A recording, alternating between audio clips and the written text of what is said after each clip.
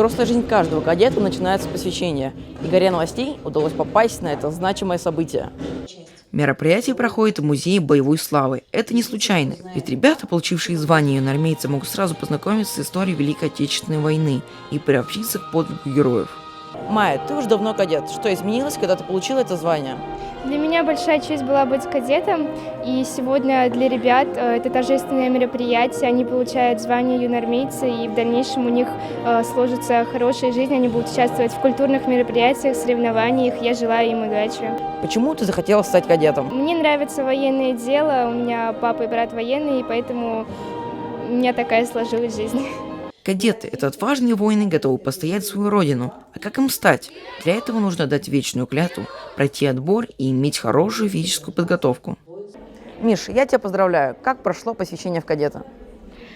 Вообще, я очень волновался, вдруг что-то пойдет не так, потому что мне доверили такую большую честь. Дома я тоже готовился к этому большому событию. Тебе вручили значок и удостоверение. Как теперь изменится твоя жизнь?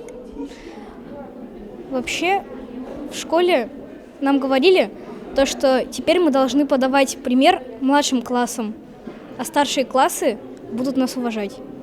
Посвящение проходит весьма торжественно. На событие пришли кадеты из 7-5 классов 108 и 55 школы.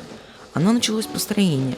Каждый кадет дал клятву служить верой и правдой, принес присягу. Потом они получают отличительный значок юноармейца. Особо отличившиеся показали свои таланты владения оружием. На посвящение пришли председатели управления образования Башкортостана и координатор юноармии школ города. Заканчивается мероприятие обзорной экскурсии в самом патриотическом музее Уфы. Патриотизм, любовь к родине, отвага и смелость. Что для вас говорят эти слова? Для кадетов они означают многое, ведь они дали вечную клятву юноармейцев. Оскар Николаев, Руслан Бибаев, специально для «Горы новостей».